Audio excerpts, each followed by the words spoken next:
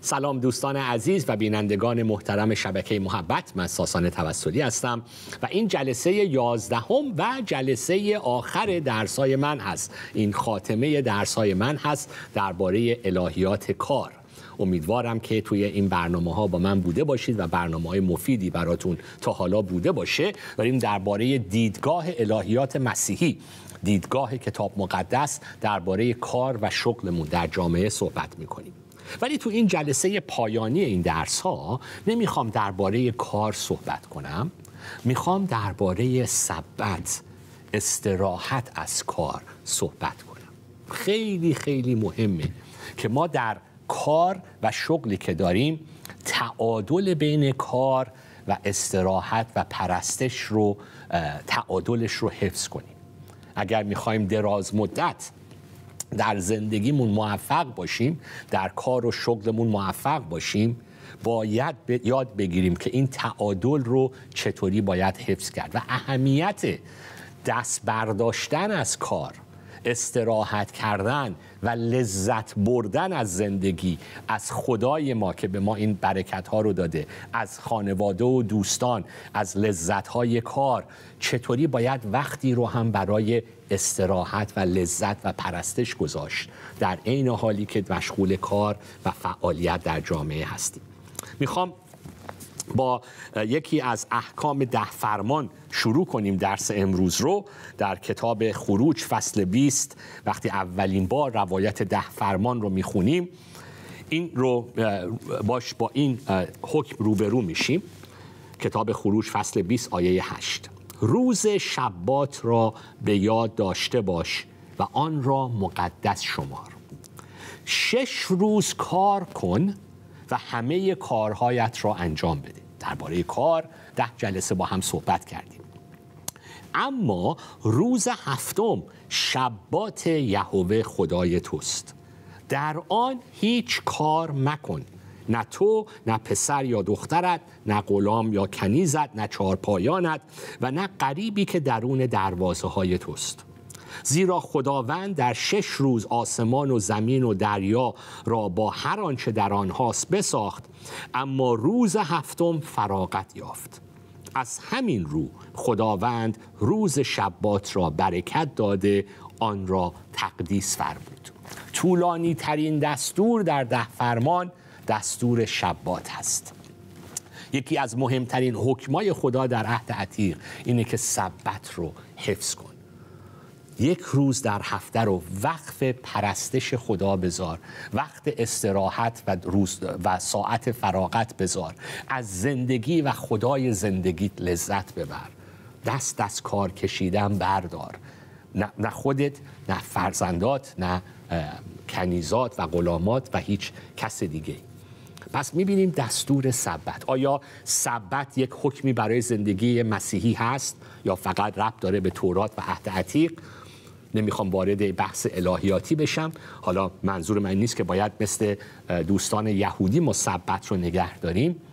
یه نویسنده‌ای که میخوام ازش استفاده کنم میگه شاید سبت حکم برای زندگی امروز یک مسیحی نیست، ولی سبت حکمت خداست برای زندگی بشری. شاید دستور نباشه که بگیم اگر این دستور رو زیر پا بذاریم نمیدونم خدا از ما خیلی ناراحت میشه، ولی یک حکمتیه در اصل خلقت که اگر این حکمت رو زیر پا بذاریم به خودمون آسیب میزنیم، به رابطمون با خدا و خانواده آسیب میزنیم. پس یه قسمت از الهیات کار اینه که زمانی هم هست که باید دست از کار برداریم. و برای این جلسه میخوام از چند فصل کتاب گاردن سیتی استفاده کنم. نویسنده این کتاب کشیشی هست به نام جان مارک کومر و یک کتاب بسیار زیبا. امیدوارم این کتابم یه روز ترجمه بشه به فارسی و زیرنویس کتاب هست Work, Rest and the Art of Being Human. کار، استراحت و هنر انسان بودن. نویسنده خودش کشیش یک کلیسای چند هزار نفره بود و وقتی داشت این فشار خدمت و کاری داشت نابودش میکرد، استعفا داد از شبانی چند هزار نفر در چند کلیسای مختلف و شد شبان یک کلیسای محلی. گفت کارمو محدود کردم، درآمدم خیلی پایین اومد، نفوذم خیلی پایین اومد، ولی روحم نجات پیدا کرد، زندگیم و خانوادم نجات پیدا کردن، چون میخواستم از زندگیم لذت ببرم، از زن و بچه‌ای که هدایای خداست لذت ببرم. پس باید سبت رو حفظ کنم. خیلی خیلی فصلای زیبایی داره که من میخوام نکاتی رو از این فصل‌ها به شما مطرح بکنم. تیتر فصلش هست من یک ماشین نیستم. ما خلق نشدیم که فقط کار کنیم کار کنیم کار کنیم کار کنیم. نه، ما در شباهت خدا آفریده شدیم. خدا کار کرد و بعد دست از کار برداشت و استراحت کرد. پس من و تو هم که در شباهت خدا آفریده شدیم، هم خونده شدیم که کار کنیم و هم خونده شدیم که استراحت بکنیم، ایام فراغت داشته باشیم. میخوایم برگردیم به کتاب پیدایش فصل 2. بدین سان آسمان ها و زمین و همه لشکر آنها تمام شد و خدا در روز هفتم کار خیش را به پایان رسانید. پس او در هفتمین روز از همه کار خیش بیاسود و خدا روز هفتم را مبارک خواند و آن را مقدس شمرد، چرا که در آن روز از همه کار خیش که خدا آفریده و ساخته بود بیاسود. این داستان خدای ماست با کار و سبت.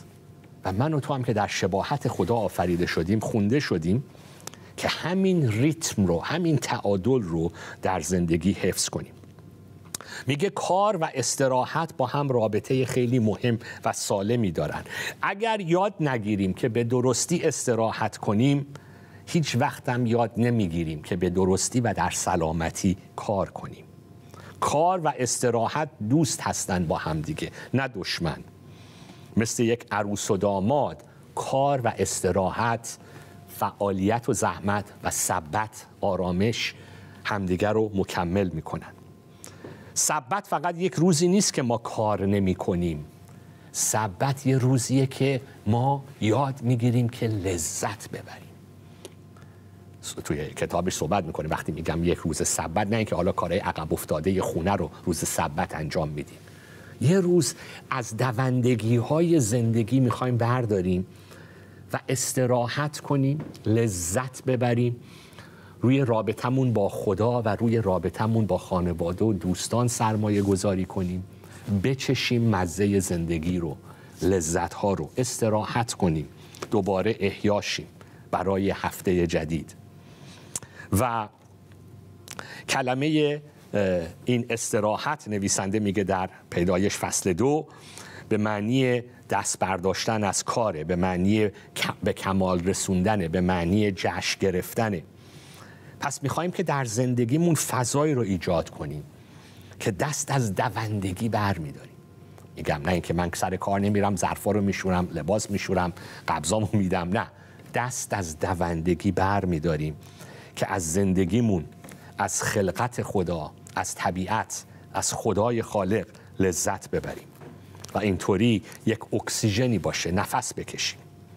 حالا نکته خیلی جالب، میگه 2 کلمه مهم هست توی این آیاتی که خوندیم که میخوایم روش یه مقداری تأمل کنیم. خدا روز هفتم را تو پیدایش فصل 2 هفتم را مبارک خواند و آن را مقدس شمرد. 3 چیز رو خدا در داستان پیدایش برکت داد. ما در پیدایش فصل 1 میخونیم که آیه 22 وقتی خدا حیوانات و موجودات زنده رو آفرید، میگه خدا آنها را برکت داد و گفت بارور و کثیر شوید و آب دریاها را پر سازید. خدا حیوانات و موجودات زنده رو برکت داد و گفت پر کنید دنیا رو. بعد وقتی خدا انسان رو میآفرینه در شباهت خود، آیه 28 فصل 1 پیدایش، خدا ایشان را برکت داد و خدا به ایشان فرمود بارور و کثیر شوید. پس برکت و پری خیلی با همدیگه ربط دارن. خدا حیوانات رو برکت داد، خدا انسان رو برکت داد در داستان خلقت و حالا در فصل 2 خدا روز سبت رو برکت داد. میگه چه ربطی با هم داره؟ حیوانات و موجودات زنده، انسان، روز. خدا روز سبت رو برکت داد. خدا میگه یه روز تو استراحت کن، یه روز تو منو بپرست، با خانوادت باش، از خدای خودت و زندگی خودت لذت ببر، شکرگزار باش، در آرامش باش، بایست از دوندگی و من بقیه روزهای زندگیت رو پر میکنم. نگو وای عقب افتادم از کار، عقب افتادم از درآمد. تو اون روز رو بذار برای استراحت و پرستش و لذت و ببین من چطوری زندگیت رو پر میکنم. برکت و پری، برکت و پری. موجودات زنده رو برکت داد، گفت پر کنید. انسان رو برکت داد، گفت بارور و کثیر شوید. سبت رو برکت داد و گفت حالا بذار من پر بکنم از برکت‌های حضور خودم بقیه روزهای زندگیت رو. و سبت رو مقدس شمرد. این اولین باره که کلمه مقدس در کتاب مقدس اومده. کتاب مقدس نمیگه خدا یه مکان رو مقدس کرد، یه شخص رو مقدس کرد، یه معبد رو مقدس کرد. اولین چیزی که خدا تقدیس میکنه زمانه، روز سبته. پس اهمیت سبت میبینیم چقدر مهمه که خدا سبت رو مقدس کرد. زمان رو، وقت بذار برای خدا، وقت بذار برای خلوت کردن، برای پرستش، برای آرامش، برای استراحت، برای روبرو شدن با واقعیت‌های خودت، زندگی، برکات خدا و خدا. 6 روز در دنیا مشغول کار کردنیم، مشغول پرورشیم، مشغول حفاظتیم. 1 روز در سبت مزه می‌کنیم و می‌چشیم خوبی‌های خدا رو. سبت مبارکه و سبت مقدسه. پس سبت نویسنده میگه که روزیه برای استراحت و روزیه برای پرستش. 2 تا از ابعاد سبت، استراحت و پرستش. استراحت و پرستش. به یاد بیار سبت رو. توی 10 فرمان میخونیم. به یاد بیار. خیلی زود ما فراموش میکنیم، خیلی زود هول میشیم، فکر میکنیم عقبیم، ولی خدا میخواد که ما بایستیم از کار کردن و لذت ببریم. این یکی از نکاتیه که نویسنده مطرح میکنه. آیه‌ای هست در عهد عتیق که حتی میگه که بذار این رو من نگاه بکنم، کتاب خروج فصل 16 آیه 29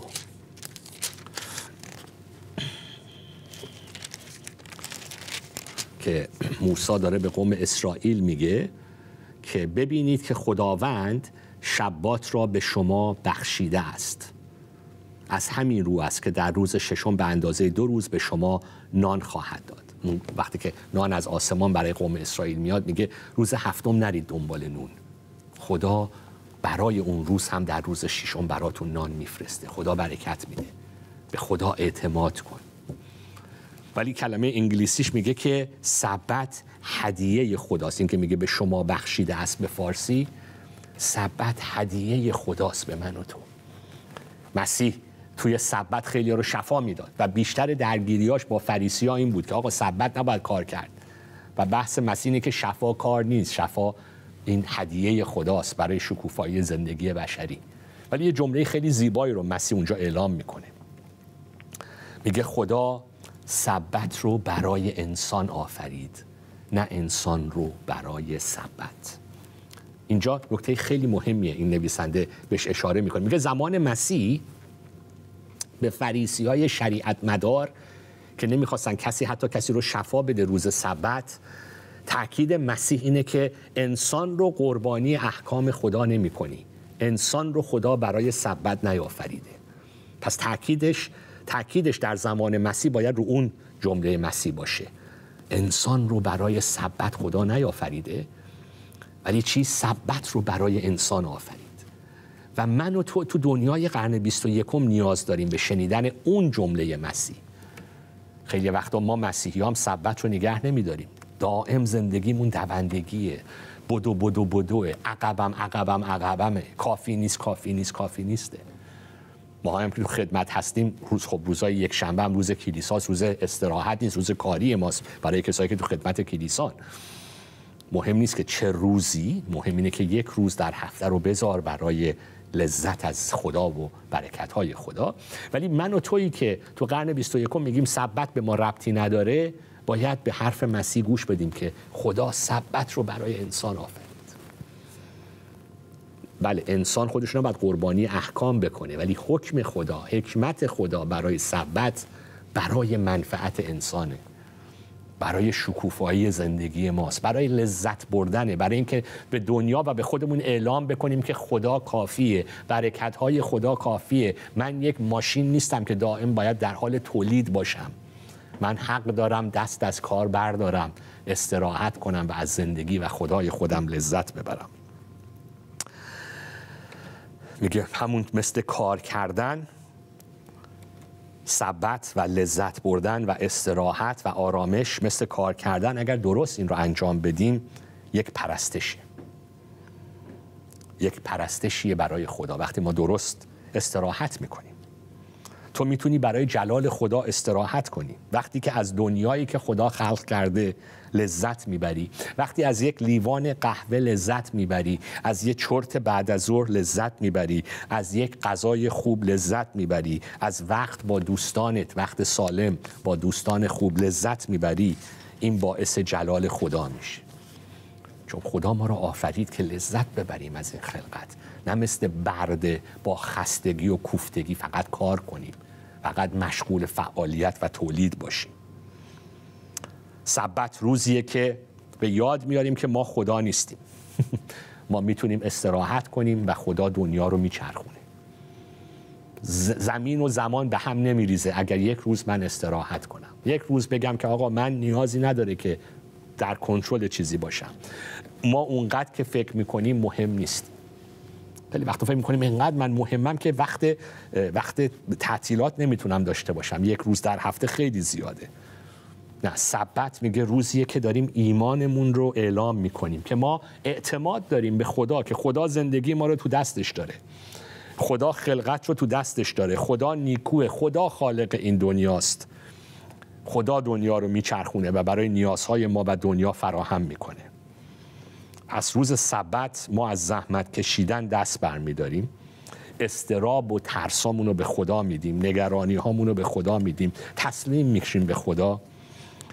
روز سبت ما دیگه حکمرانی نمی کنیم، روی دنیا تسلط نداریم، ما فقط حضور داریم و به یاد میاریم جایگاه خودمون رو تو این دنیا، که خدایی هست و من خدا نیستم و من مسئول چرخوندن این دنیا نیستم. سبت رو به یاد بیار. خدا سبت رو مبارک کرد، خدا سبت رو تقدیس کرد. ولی این نکته خیلی زیبای دیگه نویسنده مطرح میکنه، من تا حالا اینو اینطوری ندیده بودم. معمولا وقتی ما 10 فرمان رو میخونیم، مثل بنده همین امروز و اکثر وقتا، معمولا 10 فرمان رو ما فقط توی خروج فصل 20 نگاه میکنیم، ولی خدا 10 فرمان رو دوباره تکرار میکنه به موسی در کتاب تثنیه. و تو کتاب تثنیه 10 فرمان تقریبا دوباره کلمه به کلمه تکرار شده، به غیر از آیاتی که مربوط به سبت. یک فرق بزرگی تو داستان سبت وقتی 10 فرمان تکرار میشه در تثنیه فصل 5 میبینیم. دوباره تو تثنیه فصل 5 از آیه 12 میخونم: روز شبات را نگاه داشته آن را مقدس بدار، چنان که یهوه خدایت تو را امر فرموده است. 6 روز کار کن و همه کارهایت را انجام بده، اما روز هفتم شبات یهوه خدای توست. در آن روز هیچ کار مکن، نه تو، نه پسر یا دخترت، نه غلام یا کنیزت، نه گاو یا الاغت، یا هر چارپایی که از آن توست، و نه غریبی که درون دروازه های توست، تا غلام و کنیزت نیز بتوانند چون تو بیاسایند. به یاد دار که خود در سرزمین مصر غلام بودی و یهوه خدایت تو را با دست نیرومند و بازوی دراز از آنجا به در آورد. از این روز که یهوه خدایت به تو فرمان داده است که روز شبات را نگاه داری. خیلی زیبا. تو کتاب خروج چرا سبت رو باید نگه داریم؟ چون خداوند در 6 روز آسمان و زمین و دریا و هر آنچه در آنهاست بساخت، اما روز هفتم فراغت یافت. از همین رو خداوند روز شبات را برکت داده، آن را تقدیس فرمود. سبت رو نگاه دار، چون تو مثل خدا خلق شدی، در شباهت خدا آفریده شدی. خدا 6 روز کار کرد، 1 روز استراحت کرد، تو هم 1 روز کار کن، تو هم 6 روز کار کن، 1 روز استراحت کن. ولی حالا توی تثنیه یه دلیل دیگه خدا مطرح میکنه. چرا سبت رو باید نگه داری؟ چون به یاد دار که خود در سرزمین مصر برده بودی و یهوه تو را آزاد کرد. پس سبت رو نگه دار. به یاد بیار که تو دیگه برده نیستی. نه فقط ما در سبت رو حفظ میکنیم چون در شباهت خدا آفریده شدیم، بلکه سبت رو نگه میداریم چون باور داریم و به یاد میاریم که ما آزاد شدیم و دیگه برده نیستیم. من برده و انگلیسی حالا تو این فصل میگه ضد فرعون. ما هم خونده شدیم که در شباهت خدا و برای خدا زندگی کنیم و هم خونده شدیم بر علیه فرعون‌های این دنیا بایستیم. فرعون‌های این دنیا که دائم میگن کار کن، کار کن، بدو، کافی نیست، کافی نیست. و زمزمه خدا که خدا کافیه، خدا روزی تو میرسونه، خدا برکت داده، خدا پر میکنه زندگیت رو. به خدا اعتماد کن، لذت ببر از خدا و زندگی و برکات، استراحت کن، تسلیم بشو، خودت رو به خدا بسپر. زندگی کافیه، خدا کافیه، ما دیگه برده نیستیم. پس توی کتاب خروج فصل 20 به خدا و دنیای خدا بله میگیم و در تثنیه به مصر و فرعونها نمیگیم. من برده بازار نیستم، من برده توقعات صاحب کارم نیستم، من برده دستور صاحب کارم نیستم، من برده توقعات پدر مادرم نیستم، من برده انتظارات جامعه از خودم نیستم.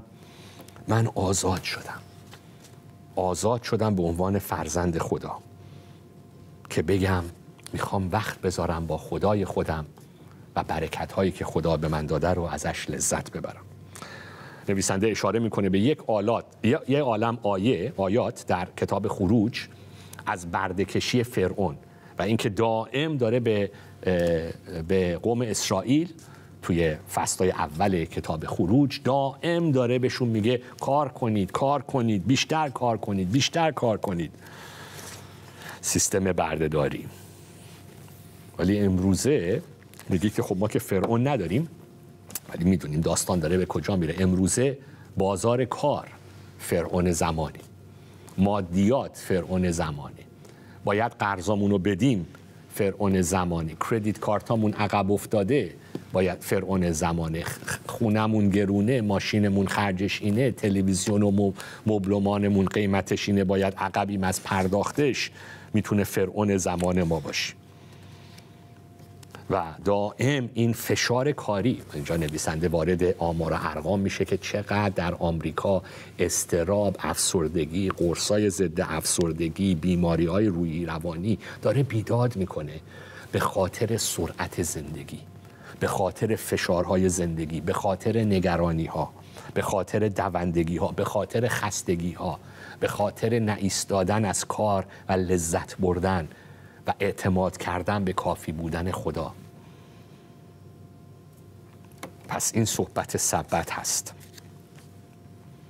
سبت، ما توی سبت میگیم کافیه. به اندازه کافی کار کردم، به اندازه کافی درآمد دارم، خدا برای من کافیه. من نیازی نیست که بیشتر کار کنم، نیازی نیست که بیشتر بخرم، نیازی نیست که بیشتر بفروشم، نیازی نیست که از طبقه های پله موفقیت تو کمپانیم بالا برم، نیازی نیست که محبت پدر رو به دست بیارم، نیاز نیست که خودم رو ثابت بکنم، نیاز نیست که تمام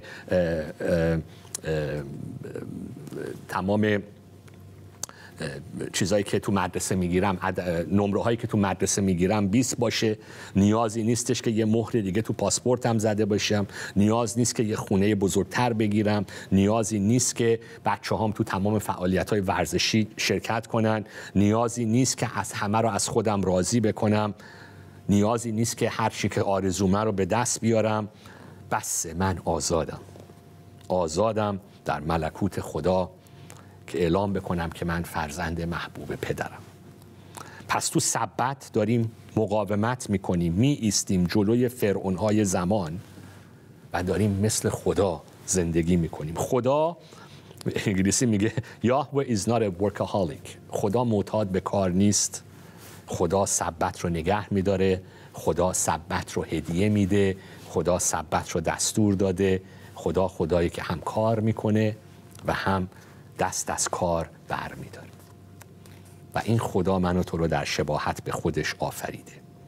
پس هر کاری که حالا وارد جزئیات میشه نویسنده که دستور نمیده که مثل یک قانون و شریعت جدید که تو باید دقیقاً چی کار کنی، ولی هر فعالیتی واسه یکی میتونه ورزش باشه، گلکاری باشه، فیلم دیدن باشه، موزیک گوش کردن باشه، پیاده روی باشه، چرت زدن باشه، غذای خوشمزه با دوستان خوردن باشه، گپ زدن با همسر و بازی کردن با بچه‌ها باشه.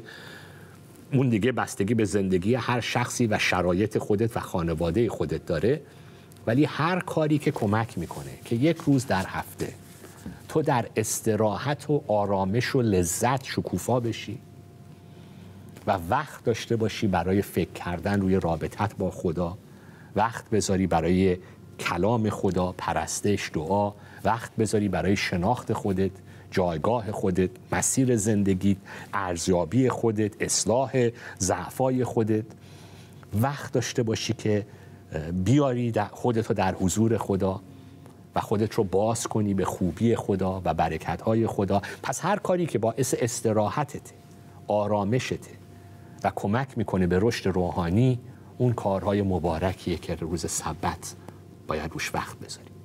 6 روز رو کار کن. الهیات کار جدیه، کار مهمه، کار قسمتی از دعوت زندگی بشریه، ولی 1 روز رو هم سبت خداوند نگه دار. پس امیدوارم که این درس‌ها نگاه ما رو باز کرده باشه به اهمیت کار، ارزش کار، جایگاه کار و همچنین اهمیت استراحت و حفاظت از خودمون و رابطمون با خدا. مرسی که توی این درس‌ها با من بودید. خدا برکتتون بده. آرزوی موفقیتتون رو در کارها و شغلاتون دارم و آرزوی موفقیت در زندگی روحانی. مرسی که با من بودید تو این برنامه. تا سری‌های بعد و درس‌های دیگه شما رو به دستای خدای بزرگ میسپارم. خدا نگهدار.